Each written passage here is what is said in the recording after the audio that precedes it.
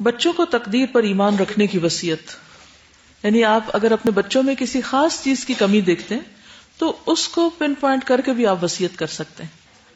ولید بن عبادہ کہتے ہیں، میں ایک مرتبہ اپنے والد عبادہ رضی اللہ عنہ کی خدمت میں حاضر ہوا۔ وہ اس وقت بیمار تھے اور میں سمجھتا تھا کہ یہ ان کا مرض الوفات ہے۔ میں نے ان سے عرض کیا، ابا جان مجھے پوری کوشش کر کے کوئی وصیت کر دیجئے۔ انہوں نے کہا مجھے اٹھا کر بٹھا دو، پھر کہا بیٹا تم اس وقت تک ایمان کا ذائقہ نہیں چکھ سکتے اور اللہ کی ذات کے متعلق جو علم ہے اس کی حقیقت نہیں جان سکتے جب تک تم اس بات پر ایمان نہ لاؤ کہ اچھی بری تقدیر اللہ کی طرف سے۔ میں نے عرض کیا، ابا جان مجھے کیسے معلوم ہوگا کہ تقدیر کا کون سا فیصلہ میرے حق میں اچھا ہے اور کون سا برا؟ انہوں نے کہا تم اس بات کا یقین رکھو کہ جو چیز تم سے چوک گئی وہ تمہیں پیش نہیں آ سکتی تھی اور جو پیش آ گئی وہ چوک نہیں سکتی تھی۔ بیٹا میں نے رسول اللہ صلی اللہ علیہ وسلم کو یہ فرماتے ہوئے سنا ہے کہ سب سے پہلے اللہ نے قلم کو پیدا کیا اور اسے فرمایا لکھو، چنانچہ اس نے قیامت تک ہونے والے واقعات کو لکھ دیا۔ بیٹا اگر تم مرتے وقت اس عقیدے پر نہ ہوئے تو تم جہنم میں داخل ہوگے۔ اب انہوں نے کیا کیا؟ اپنے بیٹے کو مرض میں کہا اٹھا کے بٹھاؤ اور خاص طور پر یہ تلقین کی۔ ہو سکتا ہے کہ انہیں نظر آتا ہو کہ بیٹے کو کچھ شک ہے، ڈاؤٹ ہے، یا کہیں بھی آپ دیکھتے ہیں کہ آپ کے مرنے کے بعد لوگ کچھ چیزوں کے بارے میں سیریس نہیں ہوں گے تو اس کے اوپر خاص طور پر لکھ کے جانا چاہیے۔ بچوں کو اللہ سے تقوی اور آپس کے معاملات میں بہتری کی وصیت، یعنی اپنے بچوں کو نصیحت کر کے جا سکتے ہیں، لکھ کے جا سکتے ہیں۔ قیس بن عاصم نے اپنے انتقال سے پہلے اپنی اولاد کو وصیت کرتے ہوئے فرمایا کہ اللہ سے ڈرتے رہنا، اپنے میں سب سے بڑے کو سربراہ بنانا، کیونکہ جب قوم اپنے بڑے کو سردار بناتی ہے تو اپنے باپ کی جانشین ثابت ہوتی، اور جب میں مر جاؤں تو مجھ پہ نوحہ نہیں کرنا، کیونکہ رسول اللہ صلی اللہ علیہ وسلم پر نوحہ نہیں کیا گیا تھا۔ اتنی خوبصورت دلیل دی کہ نبی صلی اللہ علیہ وسلم پر نوحہ نہیں ہوا، مجھ پہ بھی کوئی نہ کرے۔ نوحہ کا تو پتہ نا کیا ہے، کیا ہوتا ہے؟ بین کرنا۔ علم اور ایمان تلاش کرنے کی وصیت۔ یزید بن عمیرہ کہتے ہیں کہ جب معاذ بن جبل رضی اللہ عنہ کی موت کا وقت آیا تو ان سے درخواست کی گئی کہ اے ابو عبد الرحمن ہمیں وصیت کیجیے۔ انہوں نے فرمایا مجھے بٹھاؤ، یعنی لیٹے ہوئے تھے۔ اچھا پچھلی اس میں بھی دیکھیں وہ بیمار ہیں، فوت ہونے کے قریب، کہتے ہیں اٹھا کے بٹھاؤ۔ اس سے کیا بات پتہ چلتی کہ تعلیم کی بات، وصیت کی بات، اہم بات کو پوری توجہ کے ساتھ بیٹھ کے کرنا چاہیے، لیٹے ہوئے کیجول نان سیریس انداز میں، مذاق میں نہیں۔ انہوں نے کہا مجھے بٹھاؤ، پھر فرمایا ایمان اور علم اپنی جگہ موجود ہیں، دیٹ از دیئر، جو انہیں تلاش کرے گا وہ یقیناً پا لے گا۔ جو ایمان کو ڈھونڈے گا وہ پا لے گا، جو علم کو ڈھونڈے گا وہ پا لے گا۔ 3 مرتبہ یہی فرمانے کے بعد فرمایا علم کو 4 شخصوں کے پاس تلاش کرو، ابو درداء، سلمان فارسی، عبداللہ بن مسعود اور عبداللہ بن سلام، ان 4 کے پاس جاؤ سیکھنے کے لیے۔ تو نام لے کے بھی وصیت کی جا سکتی کہ میرے مرنے کے بعد تم فلاں فلاں کے پاس جا کے پڑھنا۔ اپنے بعد کے ذمہ دار کو وصیت کرنا۔ عمر رضی اللہ عنہ نے وفات سے چند روز قبل فرمایا میں اپنے بعد ہونے والے خلیفہ کو مہاجرین اولین کے بارے میں وصیت کرتا ہوں، وہ ان کے حقوق پہچانے اور ان کے احترام کو ملحوظ رکھے۔ میں اپنے بعد ہونے والے خلیفہ کو وصیت کرتا ہوں کہ وہ انصار کے ساتھ بہتر معاملہ کرے جو دار الہجرت اور دار الایمان میں رسول اللہ صلی اللہ علیہ وسلم کی تشریف آوری سے پہلے مقیم تھے۔ کون ہے وہ؟ خلیفہ کو چاہیے کہ وہ ان کے نیکوں کو نوازے اور ان کے بروں کو معاف کر دیا کرے۔ اور میں ہونے والے خلیفہ کو وصیت کرتا ہوں کہ شہری آبادی کے ساتھ بھی اچھا معاملہ رکھے، کہ یہ لوگ اسلام کی مدد اور مال جمع کرنے کا ذریعہ اور اسلام کے دشمنوں کے لیے ایک مصیبت ہے، اور یہ کہ ان سے وہی وصول کیا جائے جو ان کے پاس زائد ہو اور ان کی خوشی سے لیا جائے۔ اور میں ہونے والے خلیفہ کو بدویوں کے ساتھ اچھا معاملہ کرنے کی وصیت کرتا ہوں۔ اب دیکھیے کہ آغاز کہاں سے کیا، جن کا درجہ سب سے اوپر ہے، پھر اس کے بعد جو ان کے بعد ہے، جو ان کے بعد، جو ان کے بعد، اور اب بدویوں کا نمبر ہے کہ وہ اصل عرب ہیں اور اسلام کی جڑ ہیں، اور ان سے ان کا بچا کھچا مال وصول کیا جائے، ان کے پاس اتنا ہے نہیں، اور انہی کے محتاجوں میں تقسیم کر دیا جائے۔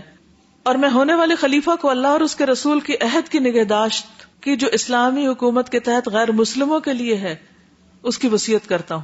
آخری درجہ ان کا ہے کہ ان سے کہے گئے عہد کو پورا کیا جائے، یعنی ذمیوں کے حقوق کی حفاظت کی جائے اور ان کی حفاظت کے لیے جنگ کی جائے اور ان کی حیثیت سے زیادہ ان پر بوجھ نہ ڈالا جائے۔ تو یہ ایک خلیفہ کی وصیت ہے۔ اب دیکھ رہے ہیں عبد الرحمن چونکہ مالدار تھے، ان کی وصیت کس سے متعلق ہے؟ مال سے متعلق۔ عبداللہ بن عباس کے لیے جو وصیت ہے وہ علم سے متعلق ہے، اور خلیفہ وصیت کر رہے ہیں اپنے کیلیبر کے مطابق۔ تو اس سے یہ پتہ چلتا ہے کہ ہر شخص کی وصیت کس اعتبار سے ہوگی؟ اپنی حیثیت کے مطابق ہوگی. آپ طالب علم ہے تو آپ کی کچھ اور ہوگی، آپ ایک ماں ہے تو کچھ اور ہوگی، آپ ایک معلم ہے تو کچھ اور ہوگی. ٹھیک ہے. ایک پیغمبر ابراہیم علیہ السلام اور یعقوب علیہ السلام جو ہے ان کے اپنے اعتبار سے تھی. ویسے وہ جنرل بھی ہے، ہر پیرنٹ کو اپنے بچوں کے لیے کر دینی چاہیے، اس میں کوئی حرج نہیں. اسی طرح وصیت میں اس بات کا خیال رکھیں کہ صرف آپ کا ذاتی مفاد یا غرض مقدم نہ رہے. یہ انڈر لائن کر لیں، آپ کی کتاب میں ہونا چاہیے. یعنی آپ کا ذاتی مفاد اور غرض نہیں ہو اس میں، یعنی پرسنل بینیفٹس کو سامنے رکھ کے مت کریں کہ ہمیں کیا ملے گا. یعنی صرف اپنی ذات کے گرد مت گھومیں، بلکہ بات آپ کی نسلوں کی فلاح کی بھی ہو، اور اس انداز سے کی گئی ہو کہ پڑھنے اور عمل کرنے والوں کے لیے جبر تنگی اور بیزاری کا پہلو نہ ہو. یعنی بچوں کو اتنے بوجھ ڈال کے نہ چلے جائیں جو ان کے ہمت استطاعت میں نہ ہو کہ وہ اپنے کام چھوڑ کے آپ کی وصیتیں پوری کرتے رہیں. بس ٹھیک ہے، جو اس وقتی طور پر ایک کام کرنا ہے وہ کرنا ہے، جیسے تقسیم کے موقع پر، اس کے بعد روٹین میں دعا وغیرہ کر لیں. باقی بہت بوجھ نہ ڈالیں ان پر. مثلا کوئی یہ نہ کہے کہ ہر جمعے کو میرے لیے تم صدقہ ضرور کرنا. اب کبھی بندہ اپنے لیے بھی بھول جاتا ہے. تو اس طرح کی پابندیاں نہیں دوسروں پہ ڈالنی چاہیے. آپ اگر لے رہے ہیں اس کو تو کہے بھی میں یہ وعدہ نہیں نبھا سکتی. پھر اسی طرح یہ کہ وصیت جو کی جائے اس کے الفاظ بھی پر حکمت ہو، دوسروں کے لیے آسانی کا ذریعہ ہو، ان کے دلوں میں اتریں. مثال کے طور پر اگر کوئی وصیت کر جائے، میرے بچوں میرے ثواب کے لیے ہر رمضان میں صدقہ خیرات یا ہر عید پر میری طرف سے قربانی ضرور کرنا، یا زندگی بھر ہفتے میں ایک بار ضرور میری قبر پر آ کے دعا مغفرت کرنا، تو یہ ٹھیک نہیں، یہ نہیں درست. کیونکہ اس میں ہم باؤنڈ کر رہے ہیں کسی کو بلا وجہ، اس چیز کا مکلف کر رہے ہیں جس کا اللہ نے ان کو نہیں کیا. بعض والدین تو بچوں کو بدعتیں کرنے کی وصیت کر جاتے ہیں، وہ نل اینڈ وائڈ ہیں، وہ ان کوئی قبول نہیں ہے. اگر انہوں نے اپنے آپ کو اپنے والدین کے لیے ایسا کچھ کرتے دیکھا تو وہ حتی المقدور ویسا کرنے کی کوشش کریں گے. مثلا اگر بچے دیکھتے ہیں کہ ہماری ماں صدقہ کرنا بڑا پسند کرتی، تو کیا بچوں کو لکھ کے دینے کی ضرورت ہوگی؟ بچے خود ہی کریں گے. کیوں؟ انہوں نے ماں کو دیکھا ہے کہ ماں کرتی تھی. جیسے وہ صحابیہ نے کہا نا کہ میری ماں کو صدقہ پسند تھا، تو میں اگر ان کی طرف سے کروں کیا فائدہ ہوگا؟ تو وہ کیوں خیال آیا ان کو صدقہ کرنے کا؟ کیونکہ ان کے پسند کا تھا. آپ اسلام کے سانچے میں ڈلی ہوئی زندگی گزار رہے ہیں تو بچے لاشعوری اور لازمی طور پر آپ کے نقش قدم پہ چلنے کی کوشش کریں گے، اور یوں ان میں ہر اچھے عمل کو مستقل مزاجی سے نبھانے کی خوبی اور عادت پیدا ہوگی. یعنی جیسے ہم ہوں گے پھر ہمیں دیکھ کر ہمارے بچے بھی وہی راستے اختیار کریں گے. غیر مسلم ممالک میں بسنے والے مسلمانوں کو وصیت اور نصیحت کا لکھنا، کیونکہ وہاں کے اپنے قانون ہوتے ہیں، اور اگر بعض اوقات آپ نہیں کچھ لکھتے تو آپ کی اولاد ہر چیز سے محروم ہو جاتی ہے. یہ خصوصاً اس لیے بھی ناگزیر ہو جاتا ہے کہ وہاں کے شہری قوانین کے مطابق اپنی زندگی میں سرکاری وصیت نامے پر ضروری اندراج نہ کیے جائیں تو نہ صرف وہاں میت کو غیر اسلامی طریقے سے کفنا دفنا دیا جاتا ہے، بلکہ اس کی تمام جملہ املاک یعنی جو بھی اس کی ملکیت تھا وہ بھی وراثت میں منتقل ہونے کے بجائے سرکاری قبضے میں چلی جاتی. تو اس لیے بہت کیئرفل ہو کے زندگی بسر کرنی چاہیے.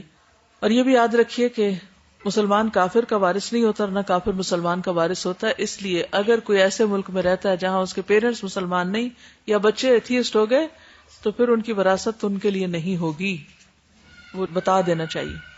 ٹھیک ہے. انبیاء کی وصیت، ایسی وصیت جو وارثوں کی دینی اصلاح کے لیے بہترین وصیت ہے. نبیوں کی وراثت وہ پیغام حق ہوتا ہے جو قیامت تک نسلوں تک منتقل ہوتا چلا جاتا ہے. قرآن مجید میں ارشاد باری ہے وَوَصَّى بِهَا إِبْرَاهِيمُ بَنِيهِ وَيَعْقُوبُ يَا بَنِيَّ إِنَّ اللَّهَ اصْطَفَىٰ لَكُمُ الدِّينَ فَلَا تَمُوتُنَّ إِلَّا وَأَنْتُمْ مُسْلِمُونَ. اور اسی کی وصیت ابراہیم اور یعقوب علیہ السلام نے اپنی اولاد کو کی کہ اے ہمارے بچوں، اللہ تعالیٰ نے تمہارے لیے اسی دین کو پسند کیا ہے، لہٰذا تمہیں اس حال میں موت آئے کہ تم مسلمان ہو. لقمان نے اپنے فرزند کو جو وصیتیں کی ان کے بارے میں قرآن مجید میں آتا ہے یا بنی لا تشرک باللہ ان الشرک لظلم عظیم، اے میرے بیٹے اللہ کے ساتھ کسی کو شریک نہ کرنا، بے شک شرک بڑا بھاری ظلم ہے. تب یہ ساری وصیتیں کس میں آ رہی؟ اخلاقی نصیحتیں، تزکیہ وغیرہ کے سلسلے میں. یا بنی اقم الصلاۃ، اے بیٹے نماز قائم کرنا، وامر بالمعروف ونہی عن المنکر، نیکی کا حکم دینا برائی سے روکنا، واصبر علی ما اصابک، جو تکلیف پہنچے اس پر صبر کرنا. یہ سورۃ لقمان آیت 17 میں. نوح علیہ السلام کی وصیت، نوح علیہ السلام کی وصیت کسی کو معلوم ہے کیا کی تھی انہوں نے؟ پتہ چلانا چاہتے ہیں تو پھر کیسے چلائیں گے؟ توجہ سے سن کے. نبی صلی اللہ علیہ وسلم نے فرمایا جب اللہ تعالیٰ کے نبی نوح علیہ السلام کی وفات کا وقت آ پہنچا تو انہوں نے اپنے بیٹے سے کہا میں تجھے ایک وصیت بیان کرتا ہوں. نوح علیہ السلام فوت ہونے لگے، وصیت کر رہے ہیں میں تجھے 2 چیزوں کا حکم دیتا ہوں، 2 سے منع کرتا ہوں. میں تجھے لا الہ الا اللہ کا حکم دیتا ہوں، کیونکہ اگر 7 آسمانوں اور 7 زمینوں کے ترازو کے ایک پلڑے میں اور لا الہ الا اللہ کو دوسرے پلڑے میں رکھ دیا جائے تو لا الہ الا اللہ بھاری ہو جائے. اور 7 آسمان اور 7 زمینیں ایک بند گڑھے کی شکل اختیار کر لیں تو اس کو بھی لا الہ الا اللہ توڑ دے گا. اور دوسری چیز سبحان اللہ و بحمدہ، یہ کلمات ہر چیز کی نماز ہیں. کل قد علم صلاتہ و تسبیحہ، اور انہی کے ذریعے مخلوق کو رزق دیا جاتا ہے. اور میں تجھے شرک اور تکبر سے منع کرتا ہوں. تو اس سے بھی کیا پتہ چلتا ہے انہوں نے اپنی اولاد کو کیا وصیتیں کی جو اخلاقی تھی، مال کی نہیں. مال تو انبیاء کا ہوتا ہی نہیں اولاد کے لیے. نبی صلی اللہ علیہ وسلم کی کچھ وصیتیں. اللہ کے رسول صلی اللہ علیہ وسلم نے ہمارے لیے اللہ تعالیٰ کی سب سے بڑی نعمت وراثت میں چھوڑی. کیا؟ قرآن و سنت. ترکت فیکم امرین لن تضلوا ما تمسکتم بہما کتاب اللہ و سنت نبیہ، میں تم میں 2 چیزیں چھوڑ چلے جا رہا ہوں، اگر انہیں مضبوطی سے پکڑے رکھو گے تو کبھی گمراہ نہ ہوگے. ایک اللہ کی کتاب قرآن اور دوسرے اس کے نبی کی سنت ہے. طلحہ بن مصرف کہتے ہیں کہ میں نے عبداللہ بن ابی اوفا سے دریافت کیا کیا نبی صلی اللہ علیہ وسلم نے کوئی وصیت فرمائی تھی؟ انہوں نے کہا نہیں. میں نے پھر ان سے پوچھا کہ لوگوں پر وصیت کیسے فرض ہوئی یا ان کو وصیت کا حکم کیسے دیا گیا؟ انہوں نے کہا کہ نبی صلی اللہ علیہ وسلم نے قرآن پر عمل کرنے کی وصیت فرمائی تھی. ٹھیک ہے، کیونکہ نبی صلی اللہ علیہ وسلم نے اپنی زندگی میں مال اسباب تو نہیں جمع کیا تھا کہ اس میں وہ وصیت کرتے، اور ویسے بھی جو وہ چھوڑتے ہیں وہ صدقہ ہوتا ہے. اگر جمع کیا بھی ہوتا کوئی تو وہ سارا خود بخود صدقہ ہو جاتا. عمر بن حارث جو رسول اللہ صلی اللہ علیہ وسلم کے سالے سیدہ جویریہ کے بھائی ہیں، روایت کرتے ہیں کہ رسول اللہ صلی اللہ علیہ وسلم نے اپنی وفات کے وقت نہ کوئی درہم چھوڑا، نہ دینار، نہ کوئی لونڈی، نہ غلام، نہ کوئی اور چیز. صرف ایک سفید خچر تھا، چند ہتھیار تھے اور کچھ زمین تھی جسے آپ وقف کر چکے تھے. حضرت عائشہ بیان کرتی ہے رسول اللہ صلی اللہ علیہ وسلم نے فرمایا ہم پیغمبروں کا کوئی وارث نہیں ہوتا، جو ہم چھوڑ جائیں وہ صدقہ ہوتا ہے. تو وہ چیزیں بھی کیا ہوئی جو چھوڑ گئے آپ؟ جمع کرا دی گئی، بیت المال کا حصہ بن گئی. نبی صلی اللہ علیہ وسلم نے اپنے آخری وقت میں لوگوں کو کچھ وصیتیں کی تھی. کچھ تو آپ کے ساتھ میں شیئر کرتی رہی ہوں پیچھے. کسی کو کچھ یاد ہے کس چیز کے بارے میں؟ نماز اور غلام. یس. اور اہل حجاز اور اہل نجران کہ یہودیوں کو جزیرۃ العرب سے نکال دیا جائے. ٹھیک ہے، قبر کو سجدہ گاہ نہ بنایا جائے.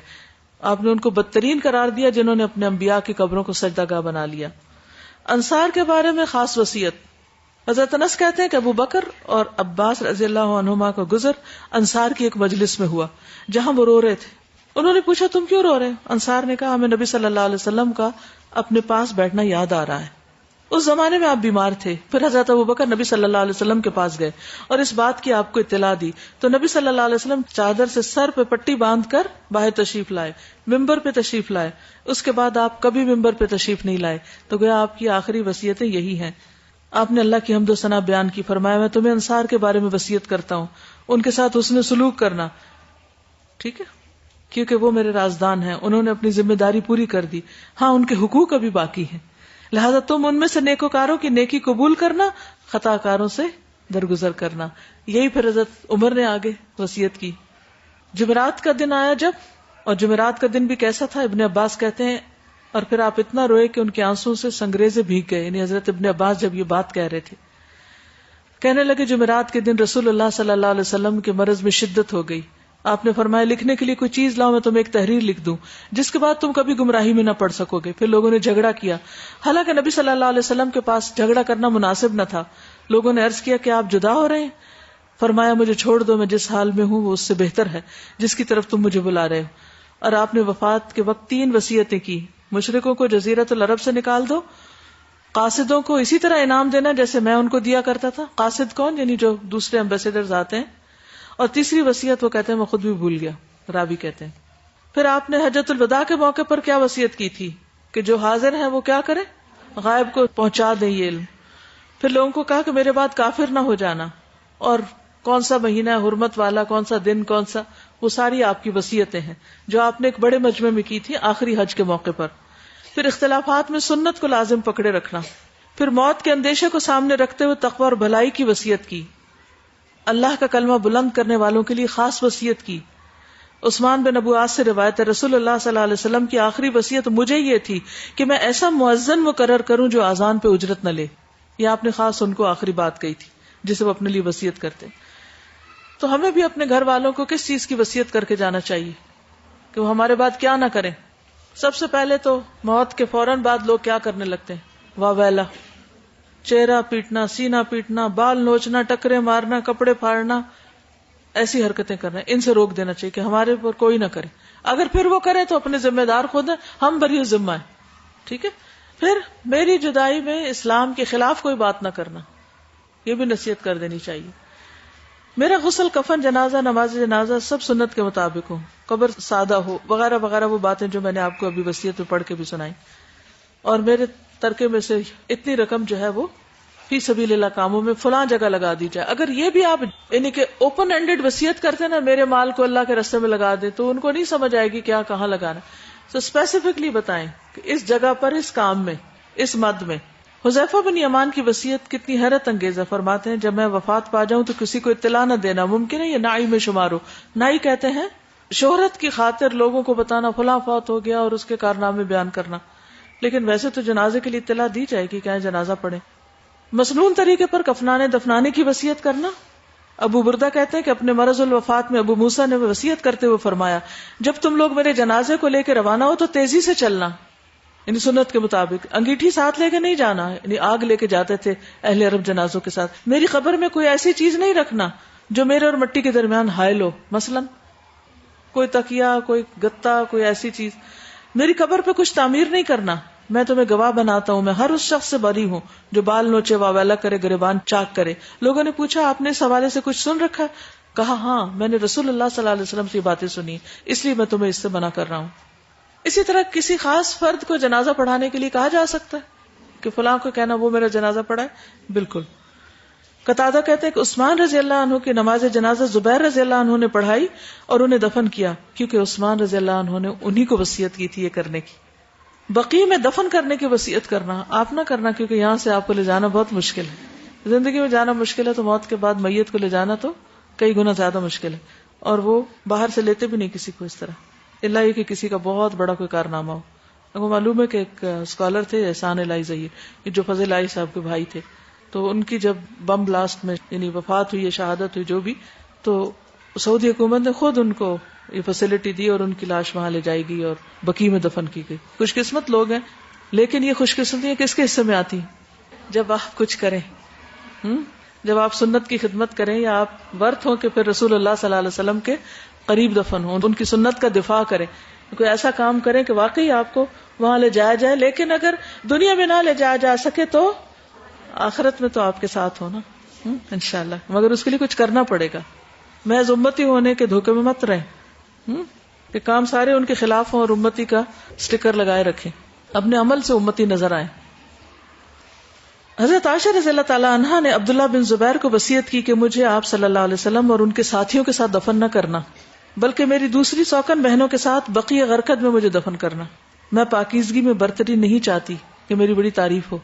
دیکھیے کتنی ہمبل تھی، اتنے کام کرنے کے باوجود جو ان کی کنٹریبیوشن ہے وہ دوسری سوکنوں کی نہیں ہے، لیکن پھر بھی کہا نہیں مجھے وہیں دفن کر دینا انہی کے ساتھ. حالانکہ آپ چاہتی کیا تھی کہ حضور صلی اللہ علیہ وسلم کے ساتھ دفن، لیکن اپنی جگہ پھر حضرت ابو بکر کو دی، پھر حضرت عمر. تو جب تک حضرت ابو بکر تھے تو ٹھیک تھا، لیکن جب حضرت عمر آ گئے تو انہوں نے مناسب یہ سمجھا کہ عام قبرستان میں چلی جاؤں. جنازہ جلدی لے جانے کی وصیت. ابو ہریرہ کو جب موت آئی رضی اللہ عنہ تو انہوں نے کہا میری قبر پہ خیمہ مت لگانا، کوئی اوپر کمرہ نہیں تعمیر کرنا، نہ میرے ساتھ آگ لے جانا، اور مجھے جلدی لے جانا. یقیناً میں نے اللہ کے رسول صلی اللہ علیہ وسلم کو فرماتے ہوئے سنا کہ جب نیک شخص کو اس کی چارپائی پہ رکھا جاتا ہے تو وہ کہتا ہے مجھے جلدی لے چلو، جلدی لے چلو. یہ نہیں کہ کبھی یہاں روکا اور کبھی اس کو سیاسی جنازہ بنا دیا، جیسے آج کل رواج پڑ گیا کہ مردوں کی سیاست کی جاتی، لاشیں لے کے رکھ لیتے ہیں اور لوگوں کو اس پر اکٹھا کرتے ہیں، ایموشنل بلیک میل. یا پھر یہ ہے کہ ان کے جلوس نکالے جاتے ہیں لاشیں اٹھا اٹھا کے، اور وہ پورا دن جو ہے وہ لوگوں کے کندھوں پہ لٹکی رہتی ہیں لاشیں. تو یہ بے حرمتی ہے ان کی. ان کو ساتھ تو نہیں نہ کھیلیں، ان کو تو اپنے مقام پہ پہنچائیں، اور باقی آپ کو جو کرنا ہے وہ اس کے لیے کوئی آسان طریقہ نکالیں. اور برے شخص کو جب اس کی چارپائی پہ رکھا جاتا ہے تو وہ کہتا ہے تباہی تمہارے لیے، مجھے کہاں لے کے جا رہے ہو، مجھے کہاں لے کے جا رہے ہو. پھر قبر پہ 2 شاخیں لگانے کی وصیت. بریدہ اسلمی صحابی نے وصیت کی کہ ان کی قبر پر 2 شاخیں لگا دی جائیں. کیوں؟ کیونکہ نبی صلی اللہ علیہ وسلم نے ایک شخص کو جس کی قبر میں اس کو عذاب ہو رہا تھا اس کے لگائی تھی کہ شاید جب تک یہ ہری رہے تو اس کے عذاب قبر میں تخفیف ہو جائے. اس سے میں یہ سوچتی ہوں کہ درخت لگانا، اور ویسے بھی یہ نہیں کہ قبر کے اوپر ہی درخت لگانا، کہیں بھی درخت لگانا، شاخیں لگانا اور ہریالی کا اہتمام کرنا ایک بہت بڑا نیکی کا کام، اور یہ بھی صدقہ جاری ہے. جب تک آپ کے لگائے ہاتھوں کا درخت پھلتا پھولتا رہے گا، اسے جتنی آکسیجن نکلے گی روز کا صدقہ ہوتا رہے گا آپ کی طرف سے. ہم میں کسی ایک گھر میں رہتے تھے، اسلام آباد میں رینٹ کے گھر میں تھے، تو وہاں میری بیٹی نے ایک درخت لگایا. اب وہ درخت ماشاءاللہ بہت بڑا ہو چکا تھا. جب میں اس سڑک سے گزرتی ہوں میں خاص طور پہ جھانک کے دیکھتی ہوں کہ درخت کتنا بڑا ہو گیا نا. وہ اب ملک میں نہیں ہے، لیکن مجھے ہمیشہ خوشی ہوتی ہے کہ اس کے ہاتھوں کا لگا ہوا ایک درخت جب وہ لوگوں کو اور کچھ نہیں تو آکسیجن ہی دے رہا ہے. دیکھیں بعض اوقات یہ ہے کہ درخت پھل نہ بھی دے، ویسے تو وہ آم کا ہے لیکن چونکہ اس میں پابند کاری نہیں ہوئی تو وہ آم نہیں لگتے اس کو، لیکن سال کا ایک بڑا حصہ سایہ دیتا ہے، آکسیجن دیتا ہے. تو اس طرح کے بھی کام ہمیں اپنی زندگی میں بھی کرنے چاہیے، صرف وصیت کر کے دوسروں پہ نہیں بوجھ ڈالیں کہ وہ ہمارے لیے کچھ کر دیں. جب تک اللہ نے ہمارے ہاتھ پاؤں سلامت رکھے، کچھ نہ کچھ نیکی کے کام جو پتہ چلتے جائیں وہ کرتے چلے جائیں ساتھ ساتھ. اچھی وصیت کا پھل. سلمان فارسی کا سفر ایمان. سلمان فارسی رضی اللہ عنہ حق کی تلاش میں نکلے. جب نکلے تو عیسائی پادریوں کی وصیت کی وجہ سے نبی صلی اللہ علیہ وسلم تک پہنچے. یعنی اس نقطے کو ہم عام طور پہ بھول جاتے ہیں. مثلاً آپ اپنے بچے کو اگر یہ کہتے ہیں میرے بعد فلاں اسکالر کے پاس جا کے پڑھنا فار ایگزامپل، تو وہ ہو سکتا ہے کہ آپ کے کہنے کی وجہ سے وہاں چلا جائے تو آپ کے لیے صدقہ جاریہ بن جائے. تو یہاں آپ دیکھیے کہ یہ تو اپنے گھر سے حق کی تلاش میں نکلے، انہیں نہیں پتا کہاں جانا ہے، لیکن وہ جس کے پاس گئے انہوں نے اس کو آگے بھیجا حتیٰ کہ وہ نبی صلی اللہ علیہ وسلم تک پہنچ گئے. تو اچھی وصیت کا اچھا پھل ہوتا ہے، دوسرے کے لیے ایک اچھی رہنمائی بھی ثابت ہوتی ہے. بعض اوقات وہ بیان کرتے ہیں کہ وہ ایک عیسائی پادری کے پاس گئے، میں نے اسے پنجگانہ نماز پڑھنے والے کو اس سے زیادہ افضل اس کی نسبت، دنیا سے زیادہ بے رغبت اور رات عبادت کرنے والا کسی کو نہیں دیکھا. یعنی میں نے سب سے زیادہ اچھی عبادت کرنے والا اس کو پایا، دن میں بھی اور رات کو بھی اور نیکی کے کاموں میں بھی.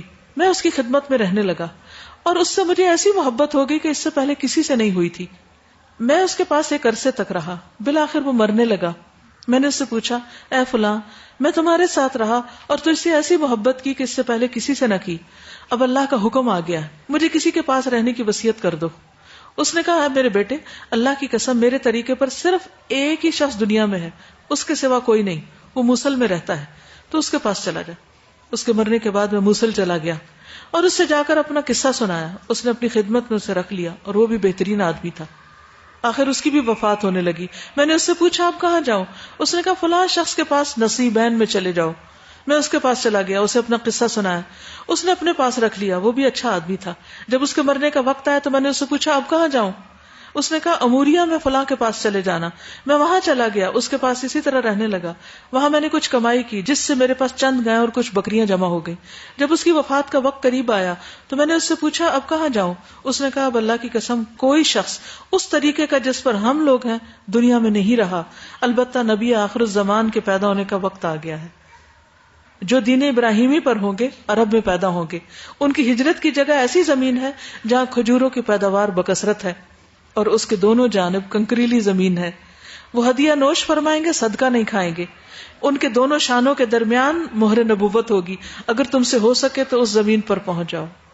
تو اسی وجہ سے سلمان فارسی ڈھونڈتے ڈھونڈاتے مدینہ آ گئے تھے آپ کی ہجرت سے پہلے، اور جب آپ کی آمد کا پتہ چلا تو بے اختیار آپ کے پاس پہنچ گئے اور پھر مہر نبوت دیکھی بھی.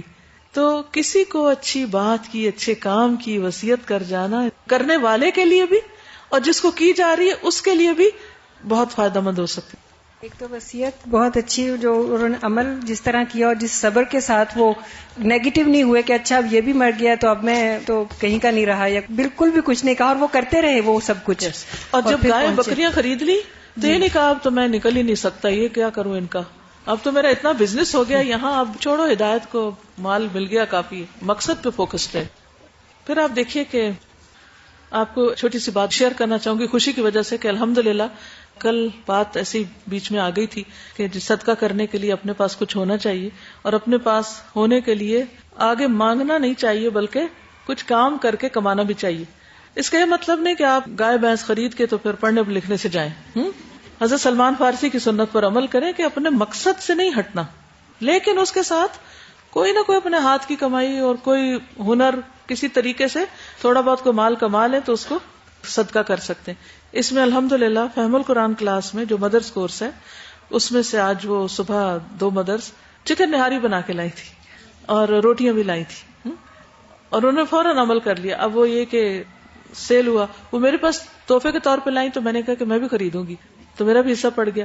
تو الحمدللہ وہ, اب مجھے نہیں معلوم کہ اس کی آمدنی کتنی ہوئی, لیکن السابقون السابقون, انہوں نے ایک اچھے کام میں فوراً سبقت کر لی. تو اسی طرح آپ سوچیے کہ کیا ہنر ہے آپ کے پاس. مثلا جب ہم کینیڈا کی بلڈنگ بنا رہے تھے تو ہمارے ایک ساتھی تھے, ان کی نواسی جو تھی وہ موتیوں سے چھوٹی چھوٹی وہ بناتی تھی, بریسلیٹس اور اس طرح کی چیزیں, اور انہی کو سیل کر کے اور اس کے پیسے جو تھے وہ اس میں ڈال دیتی, چھوٹی سی بچی. تو ہر ایک کے پاس کچھ نہ کچھ ہنر ضرور ہوتا ہے. اصل بات ہے کہ سستی کے مارے ہم کچھ نہیں کرتے. سوچئے کیا ہے. مثلا آپ کو مہندی لگانی آتی ہے, ٹھیک ہے, تو آپ کبھی کسی دن مہندی کا اسٹال لگا لیں, لیکن کس لیے کرنا یہ کام؟ صدقے کے لیے. یہ نہیں کہ وہ صدقہ کرتے کرتے شیطان آپ کو لالچ میں ڈال کے پڑھنے لکھنے سے فارغ کر دے اور مہندی کی آپ دکان کھول بیٹھے. یہ نہیں کرنا, ٹھیک. چلیے, لکھا اگر کوئی مرنے سے پہلے یہ وصیت کر دے کہ فلاں میرا منہ نہ دیکھے, جو بعد میں جھگڑے کا سبب بنے, تو اس سے ایک ہی خاندان میں ناراضگیاں پیدا ہوگی. کیا ایسی وصیت پر عمل کرنا ضروری ہے؟ بتائیے نا. ابھی آپ نے پڑھ لیے نہیں, کیوں؟ کیونکہ غلط وصیت ہے نا, فساد ہے, جھگڑا ہے. استاذہ ہمیں کیسے معلوم ہو سکتا کہ ہم پہ جادو ہو چکا ہے؟ جادو ایک بیماری ہے. آپ کے جسم میں کوئی بیماری ایسی پیدا ہو جاتی ہے جس کا دوسری دوائیوں سے علاج نہیں ہوتا, تو پھر آپ سوچتے ہیں کہ شاید کوئی اور اثر ہے, تو پھر آپ خاص طور پہ اپنے اوپر رقیہ پڑھنا شروع کر دیتے ہیں. ایسا ہوتا ہے جب میں اپنی چیزوں کے متعلق سوچتی ہوں تو بہت ساری چیزیں ذہن میں آتی ہیں, مگر گھر والے کہتے ہیں کہ تمہارے پاس کچھ نہیں. ایسی سچویشن میں کس طرح صدقہ کرنا چاہیے؟ اپنے ہنر کے ساتھ, ٹھیک ہے, جو ابھی میں نے بتایا. جس سے ابھی ایک بات ہوئی تھی شروع میں کہ اگر ایک ماں یا باپ کی کسی کی ڈیتھ ہو جاتی ہے اور وہ مکان ہوتا ہے تو جو لوگ رہ رہے ہوتے ہیں تو وہ اس کو خالی کرا. تو ہم نے اپنی فیملی میں اس طرح کیا تھا. میری اپنی والدہ کا مکان تھا اور اس میں کچھ میرے بھائیوں نے بھی شیئر ڈالا تھا, ان کا شیئر مائنس کر کے, اور بھائیوں کا 2 حصہ ہوتا ہے, بہنوں کا 1 حصہ ہوتا ہے. تو انہوں نے اس طرح کیا کہ جب تک وہ اس مکان میں رہے مارکیٹ ویلیو پہ انہوں نے کرایہ معلوم کیا, اور جتنا عرصہ وہ رہے اتنا عرصہ ہم بہنوں کو کرایہ دیتے رہے. بہت اچھا مشورہ ہے. بعض اوقات فوری طور پہ ہر چیز نہیں ہو سکتی, تھوڑا ٹائم لگ جاتا ہے, تو وارثوں کا حق اسی دن سے شروع ہو جاتا ہے جس دن سے کوئی فوت ہوا. پھر دوسرا یہ ہوا کہ جب ان کی اتنی حیثیت ہو سکی کہ وہ اپنا گھر الگ سے بنا سکیں, تو جب انہوں نے اپنا گھر بنایا اور اس کو بیچا تو اس وقت جو مارکیٹ ویلیو میں ہمارا شیئر تھا اس کے مطابق انہوں نے ہمیں ہمارا حصہ بھی دیا. الحمدللہ, دیٹس اے گڈ وے. کسی نے لکھا اگر کسی کو وراثت کا حصہ نہ ملے یا پورا نہ ملے پھر وہ خود اپنے حق کا مطالبہ نہ کرے تو کیا اس کی پکڑ ہوگی؟ کرنا چاہیے. پکڑ کا مجھے نہیں پتا, لیکن اصل بات یہ ہے کہ اگر آپ کسی کو ظلم پر اکسا رہے ہیں یا ظلم کی اجازت دے رہے ہیں تو اس اعتبار سے ٹھیک نہیں, لیکن اگر آپ معاف کرنا چاہیں تو پھر معاف بھی کر سکتے ہیں. دیکھیں ہوتا ہی ہے نا کہ مثلاً جیسے بھائی رہ رہا ہے اور اس بچے ہیں چھوٹے چھوٹے, آپ اپنے پاس سب کچھ ہے تو آپ سوچتے ہیں کہ چلو میرے پاس تو ہے تو اس نے اتنا دے دیا اور اتنا نہیں دے سکتا, میں صدقہ کر دیتی ہوں, بہترین صدقہ رشتہ دار کو دینا ہے. تو اس صورت میں آپ اسے کہیں بھی ٹھیک ہے بھائی میں نے معاف کیا. لیکن اگر بھائی کے پاس آپ سے زیادہ اور آپ محتاج اور آپ کے بچے سفر کر رہے ہیں اور آپ کو حق نہیں مل رہا اور وہ ظلم کر رہا ہے, تو اس صورت میں آپ کو خود یا کسی اور کو احساس دلانا چاہیے. کیا کوئی شخص اپنی زندگی میں اپنے مال یا جائیداد کو اپنی مرضی سے 1/3 سے زیادہ فی سبیل اللہ خرچ کر سکتا ہے؟ کر سکتا ہے اگر نیت وارثوں کو نقصان پہنچانے کی نہ ہو. مثلا ایک شخص کما رہا ہے اور وہ اپنی کمائی کا آدھا حصہ اللہ کے راستے میں دے دیتا ہے مثلا, اور اس لیے نہیں دیتا کہ میرا جمع نہ ہو کہ وارث نہ لیں, اس لیے دیتا ہے کہ بس ٹھیک ہے اسے دینا ہے, کوئی ضرورت ہے اس وقت تو دیتا رہے, اور بعد میں جو اکٹھا ہو. دیکھیے اگر مثلا کوئی دیتا بھی ہے تو جو آدھا جمع ہو رہا ہے وہ بھی تو کافی جمع ہو جائے گا. زندگی میں آپ اپنے ضرورت کے مطابق, حیثیت کے مطابق مختلف فیصلے کر سکتے ہیں, لیکن مرنے کے بعد کی وصیت نہیں کر سکتے. کیا ماں باپ اپنی زندگی میں کسی ایک بچے کو توفتاً اپنی جائیداد میں سے دے سکتے ہیں جبکہ باقی بچوں کو نہ دے؟ نہیں, ایسا نہیں کر سکتے. سب بچوں کو دینا چاہیے, یا یہ کہ باری باری اگر دینا ہے کہ اب اتنی رقم جمع ہوگی ایک کو دے دیں, اب اتنی ہوگی دوسرے کو دے دیں, اب تیسرے کو دینا ہے, تو باقی بچوں کو پتا ہو کہ اتنی اتنی اس کو مل گئی. جب ورثہ تقسیم ہو تو پھر باقی بچوں کو اس کے مطابق بھی ملے اور پھر ورثہ بھی ملے. یہ کسی نے لکھا ہے آخری سفر اور یقینی سفر, ٹکٹ مفت, سیٹ محفوظ, مسافر کا نام عبداللہ بن آدم, عرفیت انسان, شناخت مٹی, پتہ روئے زمین. سفر کی تفصیلات: روانگی از دنیا، منزل آخرت، مدت سفر چند لمحے اور چند لمحوں کے لیے 2 میٹر زیر زمین پرواز، پرواز کا وقت اجل، ریزرویشن 100% یقینی. ضروری ہدایات: تمام مسافران سے درخواست ہے کہ وہ ان لوگوں کو اپنی نظر میں رکھیں جو ان سے پہلے آخرت کی طرف سفر کر چکے ہیں. مزید تفصیلات کے لیے قرآن و حدیث کو بغور پڑھیں اور ان پر عمل کریں. اگر کچھ سوالات درپیش ہوں تو جواب کے لیے محقق علماء سے رجوع کریں. سامان سفر کی تفصیلات: ہر مسافر اپنے ساتھ 5 میٹر سفید لٹھا اور تھوڑی سی روئی لے جا سکتا ہے. یاد رکھیے آپ کے کام آنے والا سامان صرف نیک اعمال، صالح اولاد اور وہ علم ہے جس سے بعد میں دوسرے لوگ فائدہ اٹھائیں گے. اس کے علاوہ سامان سفر ساتھ لانے کی کوشش کی گئی تو اس کے ذمہ دار آپ خود ہوں گے، یعنی گناہ جمع کر کے لائے. تمام مسافران سے درخواست ہے کہ وہ پرواز کے لیے ہر وقت تیار رہیں. پرواز سے متعلق معلومات کے لیے قرآن و حدیث سے مزید رہنمائی لیں. مزید برآں 5 وقت روزانہ اللہ کے گھر کی حاضری ضروری ہے. آپ کی سہولت کے لیے دوبارہ عرض ہے کہ آپ کی سیٹ ریزرو ہو چکی ہے. اس سلسلے میں کسی گارنٹی کی ضرورت نہیں. امید ہے آپ سفر کے لیے تیار ہوں گے. ہماری نیک تمنائیں اور دعائیں آپ کے ساتھ ہیں. بہت خوبصورتی کے ساتھ آخری سفر کے ساتھ اس کو ریلیٹ کیا گیا ہے. سبحانک اللہم و بحمدک اشہد ان لا الہ الا انت استغفرک و اتوب الیک. السلام علیکم و رحمۃ اللہ وبرکاتہ.